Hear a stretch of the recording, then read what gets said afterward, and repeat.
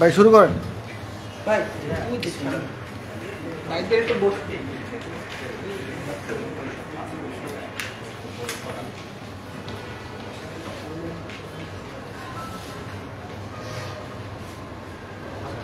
বিসমিল্লাহির রহমানির রহিম। আলহামদুলিল্লাহ 2024 সালের 5ই আগস্টে নতুন স্বাধীন বাংলাদেশে, বৈষম্যহীন স্বাধীন বাংলাদেশে আমরা মেডিকেল টেকনোলজিস্ট এবং ফার্মাসিস্ট আমাদের দীর্ঘ 40 বছরের বৈষম্য এবং বিশেষ করে দীর্ঘ 15.5 বছরের ফ্যাসিস্টদের যে বৈষম্য, সেই বৈষম্য নতুন বৈষম্যহীন দেশে 100 দিন পার হলেও আমাদের দীর্ঘ 40 বছরের বৈষম্য এখনো দূর হয়নি। যেহেতু বৈষম্য দূর হয়নি, তারই ধারাবাহিকতায় আমাদের 23টি সরকারি আইএসটি এবং 130টির মতো বেসরকারি আইএসটি ছাত্রছাত্রী ভাই বোনেরা, অর্থাৎ বর্তমানের এই জেনজি জেনারেশন, তারা তাদের নিজেদের অধিকারকে এবং মৌলিক নৈতিক অধিকারকে ফিরে পাওয়ার জন্য দীর্ঘ 45টি দিন ধরে একটানা আন্দোলন করে যাচ্ছে। এবং আমরা মেডিকেল টেকনোলজিস্ট এবং ফার্মাসিস্ট পেশাজীবী ভাই বোনেরা তাদের সাথে, তাদের এই নৈতিক এবং মৌলিক দাবির সাথে আমরা গত 11/11/2024 সম্পূর্ণভাবে একত্রতা প্রকাশ করে বৈষম্য বিরোধী জাতীয় মেডিকেল টেকনোলজিস্ট ও ফার্মাসিস্ট পরিষদের ব্যানারে আমরা আমাদের এই মৌলিক এবং নৈতিক যে 6টি দাবি, এই দাবি আদায়ের জন্য আমরাও আন্দোলনে নেমে পড়ি। আমরা শুরুতে চাচ্ছিলাম না যে আমরা, যেহেতু এই সরকার আমাদের আন্দোলনের ফসল, যেহেতু এই সরকার গণমানুষের এবং ছাত্র জনতার সরকার, এই সরকারকে বৈষম্যকে দূর করতে গিয়ে, ফ্যাসিস্টকে তাড়াতে গিয়ে আমরাও আমাদের অসংখ্য দর্দদার প্রাণ হারিয়েছি। আমরা নিজেদের জীবনকে বাজি রেখে আমরা রাস্তায় ছিলাম। সেই হিসেবে আমরা এখনো চাই না আমাদের এই বর্তমান সরকার, বিশেষ করে ফ্যাসিস্টকে তাড়ানোর পরে যে সরকার প্রতিষ্ঠিত হয়েছে, এই সরকার কোনোভাবে আমাদের মাধ্যমে কোনো ধরনের সমস্যায় পড়ুক। কিন্তু আমাদের এখানে আপনারা ইতিমধ্যে দেখেছেন বিভিন্ন কর্মসূচির মাধ্যমে আমাদের যে মৌলিক 6টি দাবি দেওয়া পেশ করা হয়েছে, এর মধ্যে 2-1টি দাবি রয়েছে যেগুলো আসলে আমাদের দাবি নয়, যেগুলো এখন আমাদের অধিকারে পরিণত হয়েছে। আর সাধারণত মানুষের অধিকার হরণ করলে এটা একটা অন্যায় কাজ। কেন এটা আমাদের অধিকার, কেন এই দাবি থেকে আমাদের বঞ্চিত করে অন্যায় করা হচ্ছে আমি যাচ্ছি। আমরা মেডিকেল টেকনোলজি এবং ফার্মাসিস্ট, আমাদের পিওর সায়েন্স অর্থাৎ বায়োলজি সহ পড়ালেখা করে আমাদেরকে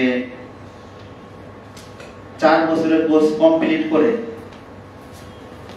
এই বিষয়ে আমাদের আসতে হয়। আমরা 4 বছর পড়ালেখা করে কোর্স কমপ্লিট করার পরে আমরা মেডিকেল টেকনোলজি এবং ফার্মাসিস্ট হিসেবে নিজেকে প্রতিষ্ঠিত করি। পাশাপাশি এই সমমানের, অর্থাৎ যেমন নার্সিং ডিপ্লোমা, কৃষি ডিপ্লোমা, এরপরে আমাদের পলিটেকনিকের ডিপ্লোমা, তাদের এই সমমানের যত ডিপ্লোমাধারীগণ রয়েছে প্রত্যেকেই 10ম গ্রেড সহ 2য় শ্রেণীর পদমর্যাদার অধিকারী হয়েছে। কিন্তু শুধুমাত্র আমরা মেডিকেল টেকনোলজি এবং ফার্মাসিস্টরা পিওর সায়েন্সে পড়ার পরেও আমরা এখনো আমাদের সেই মৌলিক অধিকার ফিরে পাইনি।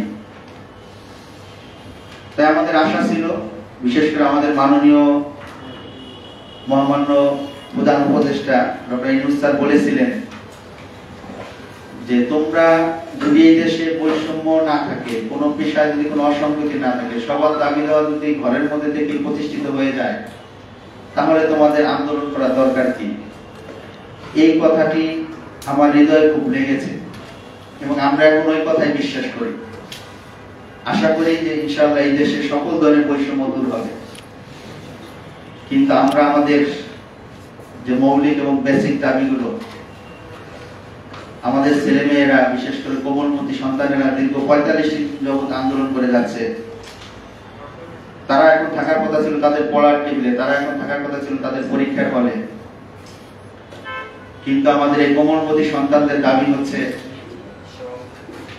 আমরা এত মেধাবী হওয়ার পরও আমাদের সমমানে তারা পাস করে সরাসরি সেকেন্ড ক্লাস অফিসার হিসেবে চাকরি শুরু করবে, আর আমরা সায়েন্স ব্যাকগ্রাউন্ড হয়ে পিওর সায়েন্সের সমমানের ডিগ্রি নিয়ে বা এর চেয়ে উন্নত মানের ডিগ্রি নিয়ে আমরা তৃতীয় শ্রেণীর কর্মচারী হিসেবে কাজ করতে চাই না। আমরা এই পড়ালেখা চাই না। আমরা আমাদের দাবি আগে আদায় হবে, এরপর আমরা পড়ার টেবিলে ফিরে যাব।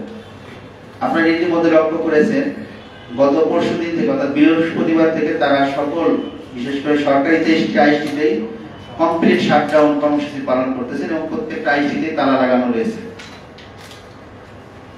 আগামী ডিসেম্বরের 1 তারিখ থেকে তাদের পরীক্ষা হওয়ার কথা। তাদের দাবি হচ্ছে যে পরীক্ষা পরে আগে আমরা আমাদের মৌলিক অধিকার ফিরে পাই। বৈষম্যহীন দেশে আমাদের বৈষম্য বিরোধী যে কর্মকাণ্ডগুলো আছে এগুলো আমরা আগে দূর করতে চাই। আমাদের ছাত্র ভাই বোনদের চাওয়া পাওয়া হচ্ছে যে আমরা যেভাবে 2024 সালের 5ই আগস্টে আমরাও এই প্রজন্মের মুক্তিযোদ্ধা, আমরাও দ্বিতীয় ভার্সন এই স্বাধীন দেশের একজন মুক্তিযোদ্ধা, সেই হিসেবে আমরা আমাদের এই মৌলিক পোশাককে বিশেষ করে মানুষের যে মৌলিক চাহিদা বেসিক ফান্ডামেন্টাল যে নিড সেটা হচ্ছে 5টি, তার 5টির মধ্যে অন্যতম হচ্ছে স্বাস্থ্য। আর এই স্বাস্থ্য সেক্টরে আমাদের চিকিৎসকরা চিকিৎসা দিয়ে থাকেন, নার্সরা সেবা দিয়ে থাকেন, কিন্তু অত্যন্ত দুঃখের বিষয় যে চিকিৎসা সেক্টরে যারা কি পয়েন্টে কাজ করেন, বেসিক সেক্টরে যারা কাজ করেন, বিশেষ করে বর্তমান এই আধুনিক মডার্ন মেডিকেল সায়েন্সের চিকিৎসা ব্যবস্থার অন্যতম এলিমেন্ট হচ্ছে, অন্যতম সিস্টেম হচ্ছে, অন্যতম পাথেয় হচ্ছে ডায়াগনোসিস নির্ভরশীল।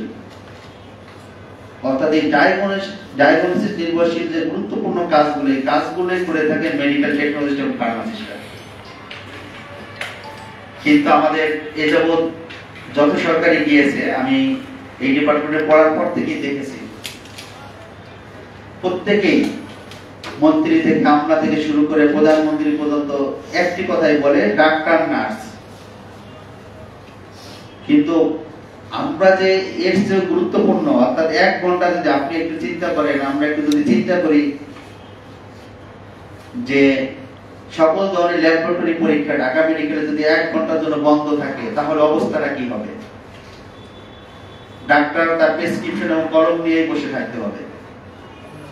1 ঘন্টার জন্য যদি রেডিওলজি ডিপার্টমেন্ট অর্থাৎ এক্স-রে, সিটি স্ক্যান, এমআরআই বন্ধ থাকে তাহলে অর্থোপেডিক ডাক্তাররা, নিউরোমেডিসিনের ডাক্তাররা তারা তাদের কলম নিয়ে বসে থাকতে হবে। আমাদের ফার্মেসি ডিপার্টমেন্টের ফার্মাসিতে যদি 1 ঘন্টার জন্য ফার্মেসি বন্ধ করে দেয়, ডাক্তার প্রেসক্রিপশন লিখে দেবে এই ওষুধগুলো খান, ওষুধ খাওয়ার কোনো সুযোগ থাকবে না। আমাদের ফিজিওথেরাপিতে যদি 1 ঘন্টার জন্য ফিজিওথেরাপি সেবা বন্ধ করে দেন তাহলে বিকলাঙ্গ রোগীদের, স্ট্রোক করা রোগীদের, প্যারালাইসিস রোগীদের যে সেবা বন্ধ হয়ে যাবে। আমরা এতটা গুরুত্বপূর্ণ সেক্টরে কাজ করার পরেও স্বাধীন হয়েছে দীর্ঘদিন, এরপরে আবার আমরা নতুন ভার্সন পেয়েছি 2024 সালের 5ই আগস্টে। এখন পর্যন্ত আমাদের যে সামাজিক মর্যাদা, যে রাষ্ট্রীয় মর্যাদা, এটা আমরা এখনো ফিরে পাইনি। তারই ধারাবাহিকতা আমাদের এই আন্দোলন। আমি এই বিষয়গুলো উদাহরণস্বরূপ এই জন্য এনেছি যে ল্যাব বন্ধ হয়ে গেলে, ফিজিওথেরাপি বন্ধ হয়ে গেলে, রেডিওলজি ইমেজিং বন্ধ হয়ে গেলে যে ক্ষতি হবে, আমি এটা বলতে চাই না যে এটা আমরা ক্ষতি করতে চাচ্ছি বা 18 কোটি মানুষ কোনো সমস্যায় পড়ুক অথবা আমাদের এই ইন্টারিম গভর্নমেন্ট কোনো ধরনের কোনো সমস্যায় পড়ুক, এটা বিন্দু পরিমাণে আমাদের মধ্যে কোনো ধরনের চিন্তা নাই। কারণ আমরাই অনেক দীর্ঘ 15.5 বছরের নির্যাতন, নিপীড়ন এবং ফ্যাসিজমের শিকার হয়ে আল্লাহ রাব্বুল আলামিন আমাদেরকে নতুন স্বাধীন দেশ দিয়েছে। কিন্তু এখানে আমরা কোনো ধরনের এই সরকার কোনো ধরনের সমস্যা করুক এটা আমরা চাই না। বিশেষ করে এই বৈষম্য বিরোধী জাতীয় মেডিকেল টেকনোলজি এবং ফার্মাসিস্ট পরিষদ, এটা আমরা চাই না। কিন্তু আমরা আমাদের 18 কোটি মানুষের জন্য আমরা আন্দোলন করে যাচ্ছি। বিশ্বাস করুন, আমাদের এই আন্দোলন হচ্ছে টোটালি 18 কোটি মানুষের জন্য। কারণ আমাদের থানা হেলথ সেক্টরের গুলোর দিকে আপনারা তাকাবেন, দেখবেন ওখানে আমার রেডিওলজি ডিপার্টমেন্টে মাত্র একজন টেকনোলজিস্ট কাজ করেন, ল্যাবরেটরি ডিপার্টমেন্টে 2 জনের পোস্ট হয়েছে, ম্যাক্সিমাম জায়গায় একজনই কাজ করেন, ফার্মেসি গুলোতে একজন আছে। তো রেডিওলজিতে যে লোকটা কাজ করেন, যে মেডিকেল টেকনোলজিস্ট কাজ করেন, যে ফার্মেসিতে কাজ করেন, তিনিও তো মানুষ, তার তো সব জায়গায় ডে অফ দরকার পড়ে, তার তো কোনো সামাজিক কাজ থাকতে পারে, তিনিও তো অসুস্থ হতে পারেন। কিন্তু দুঃখজনক বিষয়, তিনি যদি সপ্তাহে একদিন ডে অফ কাটান, ওই দিন সরকারি হসপিটালের মতো 50 বেডের অথবা 100 বেডের একটি হসপিটালের এই রেডিওলজি সেবাটা বন্ধ থাকে। যদি আমরা আমাদের ল্যাবরেটরি উনি ছুটি কাটান, ল্যাব টেকনোলজিস্ট, তাহলে এই সরকারের মধ্যে এত গুরুত্বপূর্ণ একটা প্রতিষ্ঠান এই সেবাটা বন্ধ থাকে, ল্যাবরেটরি সেবা বন্ধ থাকে। ফার্মেসি যদি উনি সপ্তাহে ডে অফ কাটান অথবা অসুস্থ হয়ে পড়েন অথবা সামাজিক কারণে কোনো ছুটির প্রয়োজন পড়ে, তখন এটা বন্ধ হয়ে যায়। এখানে যদি আমাদের একাধিক টেকনোলজিতে নিয়োগ দিয়ে 2 শিফটে কাজ করানো হতো, তখন সরকারের রাজস্ব খাতে বিশাল একটা অ্যামাউন্ট যুক্ত হতো। কারণ ল্যাবরেটরি বা যে কোনো পরীক্ষা নিরীক্ষা গভর্নমেন্ট একটা চার্জ নেয়। একদিকে গভর্নমেন্টে যেমন রাজস্ব খাতে যুক্ত হতো বছরে শত শত কোটি টাকা, পক্ষান্তরে আমাদের বাংলাদেশের আপামর 18 কোটি মানুষ, এখানে যেমন শত কোটি টাকা যুক্ত হতো, আপামর সাধারণ মানুষ হাজার কোটি টাকার উপকার পেত। কারণ গভর্নমেন্টে একটা সুগার পরীক্ষার রেট হচ্ছে 60 টাকা, আর এই পরীক্ষাটাই প্রাইভেট সেক্টরে যখন আমরা কোনো প্রতিষ্ঠানে করতে যাই, প্রতিষ্ঠান ভ্যারি করে এটার রেট হয়ে যায় 300 থেকে 500 টাকা, 600 টাকা। তার মানে আমাদের সাধারণ 18 কোটি মানুষের অনেক গুণ টাকা খরচ করতে হয়। তো আমাদের 6টি দাবি তো এইটাও একটা, দীর্ঘদিন ধরে আমাদের নিয়োগ বন্ধ। তো এই জায়গা থেকে আমরা আমাদের এই কার্যক্রমগুলো, অর্থাৎ আমাদের 6টি দাবি, এই দাবিগুলো আমাদের মেডিকেল টেকনোলজিদের দাবি না। এই দাবিগুলো যদি বাস্তবায়ন হয়, আপনারা যারা জাতির বিবেক, আপনারা যারা জাতির বিভিন্ন বৈষম্যকে তুলে ধরেন, আপনারা যারা জাতির বিভিন্ন অসঙ্গতিকে মানুষের সামনে তুলে ধরেন, প্রশাসনের সামনে তুলে ধরেন, সরকারের সামনে তুলে ধরেন, আমি মনে করি এখন থেকে মানুষের যে মৌলিক চাহিদা 5টি, এখানে আমরা যারা আছি, আমার কারণ না কারণ বাবা মা অসুস্থ হয় অথবা ছেলে সন্তান অসুস্থ হয় অথবা আমরা নিজেরাও অসুস্থ হই, তো যেহেতু এই সেবাটা আমাদের প্রত্যেকটা মানুষেরই দরকার। কিছু কিছু কাজ আছে যেমন 18 কোটি মানুষের প্রয়োজন পড়ে না, কিন্তু স্বাস্থ্য কাজ এরকম একটা খাত যেটা 18 কোটি মানুষের, অর্থাৎ যত মানুষ দুনিয়ায় আসবে অর্থাৎ বাংলাদেশের বুকে প্রত্যেকটা মানুষেরই দরকার।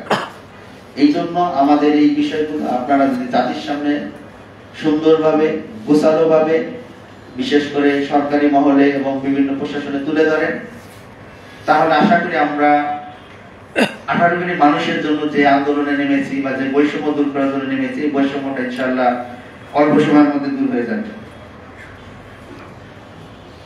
আমাদের এই আন্দোলনে আসার বেশ কয়েকটি কারণ রয়েছে। 1 নম্বর কারণ হচ্ছে আমরা বর্তমানে প্রায় 49টির মতো সরকারি মেডিকেল কলেজ রয়েছে। তো আমাদের 5-7টি মেডিকেল কলেজ থাকা অবস্থায় যে মানে যতগুলো মেডিকেল টেকনোলজি ছিল, যে সংখ্যা এখন ওই সংখ্যায় রয়েছে।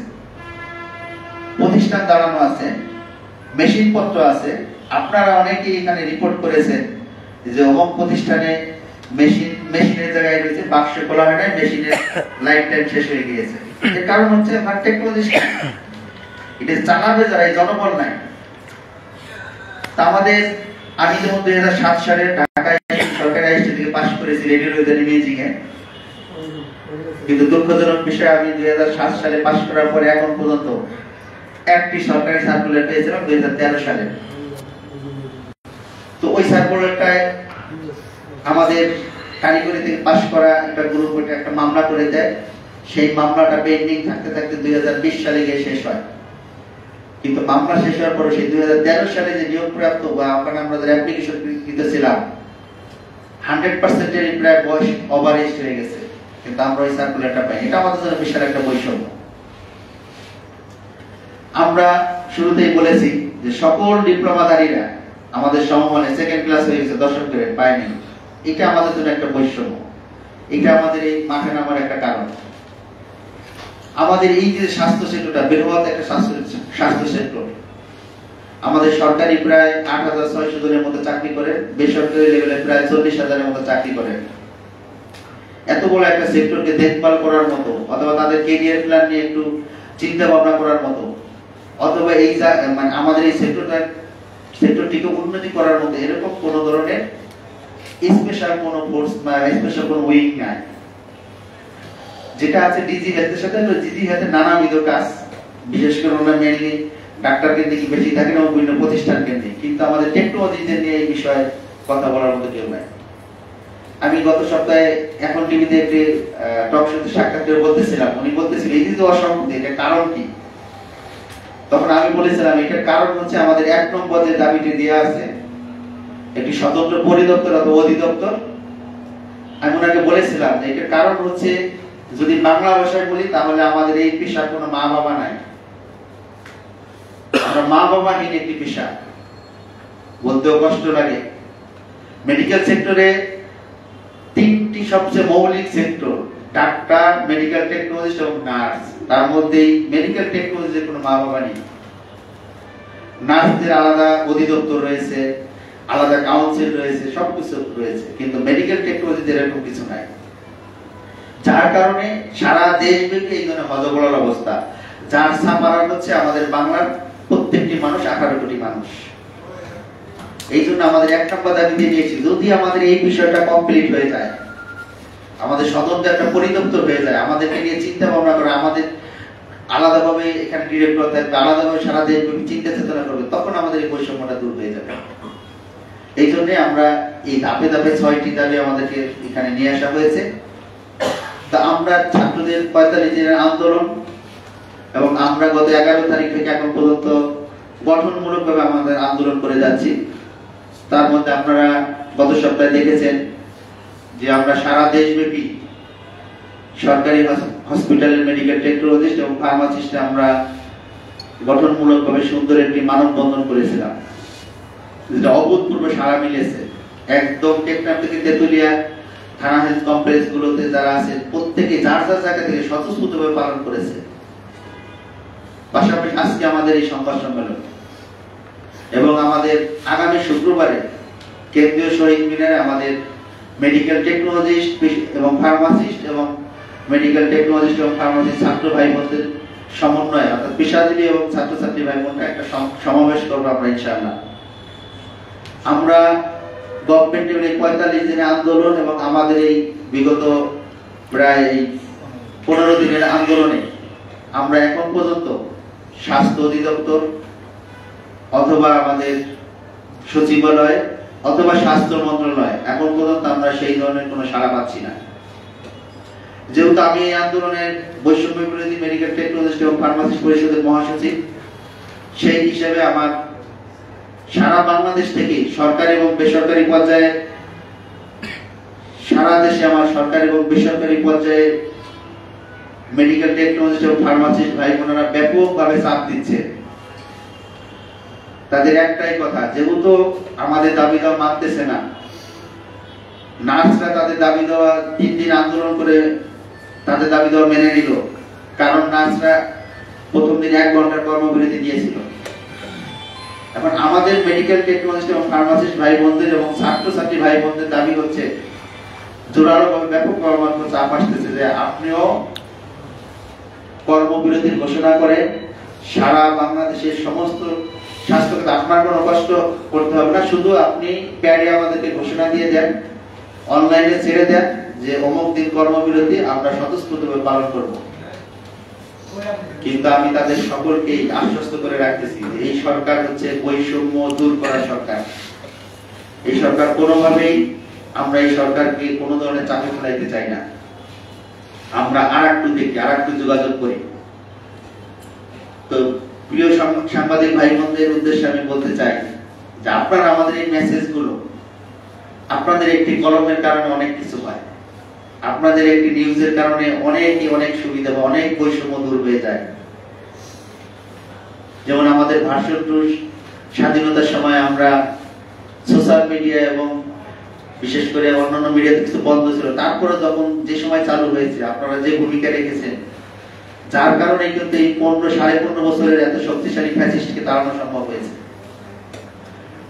আপনারা বিভিন্ন জায়গায় যে আন্দোলনের সময় যে অসংগতিগুলো, যে হত্যাকাণ্ডগুলো হয়েছে, রক্তাক্ত হয়েছে, তুলে ধরেছে। সেই জায়গা থেকে আমি প্রিয় সাংবাদিক ভাই বোনদের বলতে চাই, আপনারাও আমাদের এই কথাগুলো 18 কোটি মানুষের সাথে সার্বিকভাবে আমাদের এই কথাগুলো সবার কাছে তুলে ধরবেন। সকলের প্রতি আশাবাদ ব্যক্ত করতেছি। এ পর্যায়ে আপনাদের উদ্দেশ্যে আমাদের এই বৈষম্য বিরোধী জাতীয় মেডিকেল টেকনোলজিস্ট ও ফার্মাসিস্ট পরিষদের সম্মানিত সভাপতি জনাব আব্দুল সামাদ ভাই আপনাদের সামনে আমাদের আজকের এই সংবাদ সম্মেলনের গুরুত্বপূর্ণ দিক নির্দেশনা বিষয় তুলে ধরবেন।